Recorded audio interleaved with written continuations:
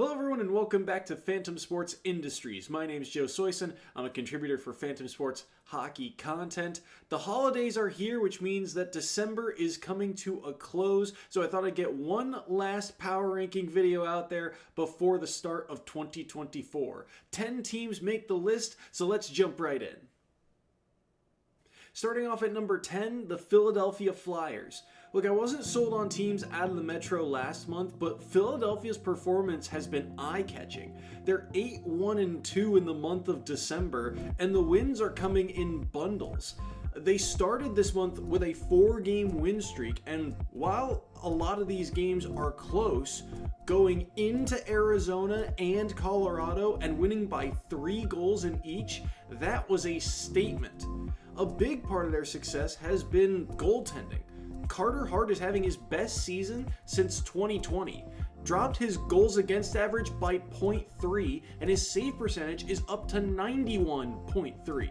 Samuel Ersson, the backup who only played in 12 games last year, he's looking consistent. 2.56 goals against average. That's a full half a goal better than his stats last year. It's not always pretty, it's not always dominant, but with Philadelphia, it starts to feel like there is always a chance. And I like the way that they're trending overall, which is why I've got them here at number 10. And number 9, the Toronto Maple Leafs. Some high highs and low lows for this squad, but at the end of the day, they would be a playoff team out of the Atlantic Division if the playoffs started today. And they're 5-3-2 through the month of December, which isn't the most impressive of records for this month. But what is impressive is how they are winning. They've got the 4th best goals per game average in the league. And in all 5 of their victories so far, they have scored at least 4 goals. In fact, they're at a +5 goal differential for the month of December.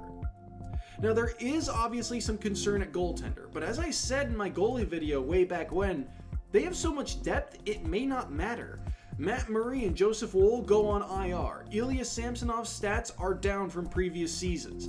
Most teams would panic at this point, but not Toronto. Martin Jones has kept this ship afloat, and he's playing some of his best hockey. His goals against average and save percentage are his best since 2019. At the end of the day, Toronto is finding ways to overcome, and that is a massive factor when you're approaching the midway point of the season. At number 8, the Dallas Stars. They're one of 5 teams in the NHL right now to have 10 wins both on the road and at home this season. And their offense has cranked up the dial. 3.67 goals per game average for the month of December. If that held through the rest of the regular season, they would be the number 2 offense in the league. But they miss Jake Oettinger. He's now listed as day-to-day, but he hasn't played a lot this month, and the stats show it. Averaging 3.42 goals against this month. That's nearly a half goal more than their season average. They were very good at home this month, which is a big improvement for them. They went 5-1, and that one loss was to the Vegas Golden Knights.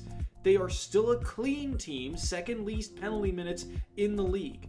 But there is a lot of pressure now on Scott Wedgwood to hold on in these track meet style games. But I do love that their offense is able to win a lot of these track meets, which is why I've got Dallas here at number 8. At number 7, the Los Angeles Kings. Look, they have the least games played of any NHL team this season, and yet they have the 8th most points in the league. And their stats are dominant right now. Best goals against average in the league. 4th best goals per game average in the league. And this all totals in them having the 2nd best goal differential in the league. They lost for the first time on the road this season, once in overtime and twice in regulation.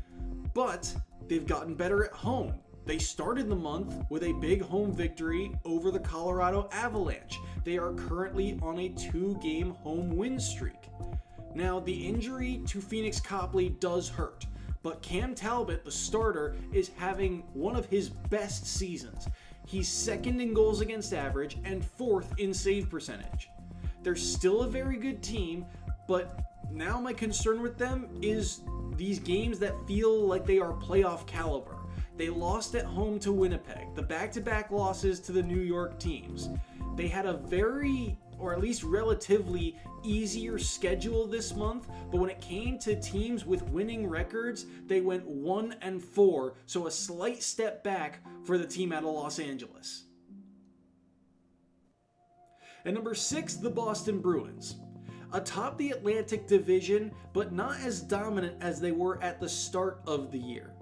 5-3-3 is their record through the month of December, and 5 of those games had to be settled in at least overtime. Now they've been picking up some big wins on the road, 3 this month and a couple of overtime games spliced in there as well for some points. They've also improved their man-up, man-down units, 7th best power play percentage in the league and 3rd best penalty kill percentage in the league. That totals up to them having the 5th best goals against average in the league. But they've technically been outscored this month, 31-30, and a couple of close losses at home haven't helped. Now, how do they fill the gaps in their roster?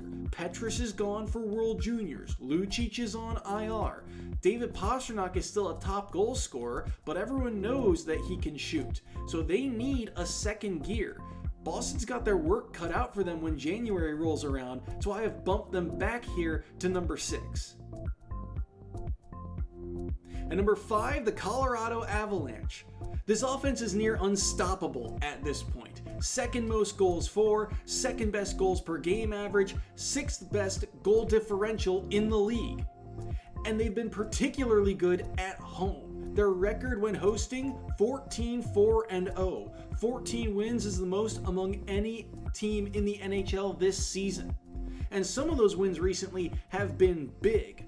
4-1, 6-4, 6-2, 5-1, 6-5 score lines. On the road is where things have looked a bit more troublesome. 5-4 loss to Arizona, 3-2 loss to Chicago, 6-2 loss to Winnipeg, 4-1 loss to Los Angeles, and the month started with a 3-2 shootout loss at Anaheim. Another issue of theirs is penalty minutes. They've got a good penalty kill unit, they've got the 7th best penalty kill percentage in the league, but they spend way too much time in the box. They have the 6th most penalty minutes in the league. They have 12 players on this roster who have a plus-minus of at least +1, so they're very good at even strength. They just have to get there first. And with a player like Nathan MacKinnon and the firepower that accompanies him on this roster, they will always have a chance in games, which is why I've got them at number 5. At number 4, I underestimated this team, the Winnipeg Jets. What a month it has been for Winnipeg. Kyle Connor, their leading point and goal scorer on this team, gets injured halfway through the month, is out for 6 to 8 weeks, and the team has not skipped a beat. 8-1-1 through the month of December, 3-0-1 without Connor. Goaltender Connor Hellebuck is a big reason why. He's got the 6th best goals against average and 8th best save percentage. As a team, they've got the 3rd best goals against average in the league. They don't take a lot of penalties, 8th least penalized team in the league. You could argue that their schedule was on the easier side this month, but they won home and away against Colorado, won on the road in Los Angeles, and beat Boston 5-2.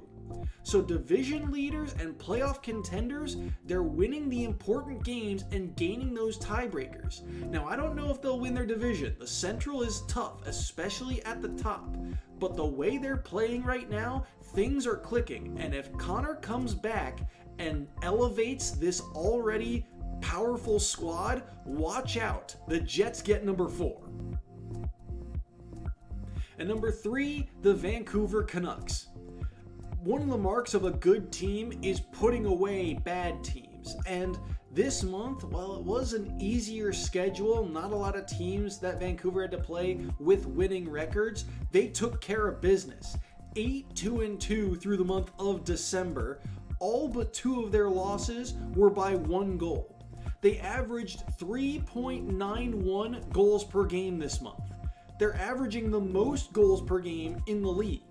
Brock Besser has the 2nd most goals in the league, But this squad has 6 players with 10 or more goals. They move the puck around. Quinn Hughes continues to lead all defensemen in total points and is currently tied for the 4th most points in the league. Philip Roenick, his defensive partner, tied for the 6th most points in the league. And while some teams worry about the nights where they have to start their backup, Vancouver can say they're in good hands. Casey DeSmith is 6-2-2. And he and Demko are top 10 in both save percentage and goals against average. I like this team more and more. I'm bumping the Canucks up to number 3. At number 2, the Las Vegas Golden Knights. Consistency pays off, and the Golden Knights have been consistently good. They've got the 4th best goal differential in the league, and every skater on this roster has at least 1 goal this season. They're also one of the few teams in the league to have 3 skaters with 30 points at least this season. Their goaltending is still top of the league. Adin Hill has the league's best goals against average and save percentage. Logan Thompson is 10-5-3 with a goals against average that matches the team's, and that's 7th best in the league. Thompson is listed as day-to-day on the injury report, but with the season that Hill is having, I'm not sure they're very concerned about it. There is, however, concern with a potential chip in the armor here for Vegas, and it's been on the road games. They are 9-6-3 in away games this season. And this Southeast road trip Vegas just went on has put them on a 3-game losing streak with 0 points earned. They've got some time before the NHL Winter Classic on New Year's Day, but it's starting to feel like this is a team that's getting by instead of dominating like we're used to. At number 1, the New York Rangers. 23-8-1 through the regular season thus far, and that's with 3 less games played than Vegas or Vancouver. They can win at home, they can win on the road, they've got at least 10 wins in both categories. They can win in high-scoring affairs, they can win close games. They've got some of the best special teams units in the league. Their man-up, man-down units are great. Power play percentage, number 1 in the league. Penalty kill percentage, tied for 4th best in the league. Goaltending, Jonathan Quick is having a great season still, and Igor Shesterkin's numbers aren't far behind his. They combine for 2.75 goals against average. That's 8th best in the league. The vast majority of this team's goals come from the top line, Panarin, Kreider, Zibanejad, but all 6 starting defensemen have at least 2 goals this year. So it's an offense where everyone can get involved, and they are still stout defensively. 9th least shots against this year. Now, some of the losses they took this month were rough, yes, but even in some of those tough losses, Ottawa, Toronto, you started to see the momentum shift. You started to believe in the comeback a little bit. And that's the power of a championship caliber team. Down, but never out. And that's why I'm keeping New York as the number 1 team on my list. So here is an overview of my top 10 teams in the NHL through the month of December. A lot of familiar faces, but not quite in the same ranks for the most part. A lot of shifting through the middle of the pack there, but it is interesting to see how a lot of these teams will overcome a couple of injuries as we're starting to get through the middle portion of the year, or starting to enter kind of that halfway mark of the season. There's a lot of players that are getting hurt or are playing in World Juniors, and so how these teams kind of overcome those gaps in their roster is going to be interesting to watch as we get ready for 2024. But that's going to be it for me. Once again, thank you all so much for watching. If you like our content, be sure to scroll down below and click the like button on this video. While you're down there, click the subscribe button to get notified of future uploads to this very channel. If you like our content, also be sure to check out our official website. That's fantomsportsindustries.com. Once again, my name has been Joe Soisson. Thank you all so much for watching, and we hope to see more of you next time here at Fantom.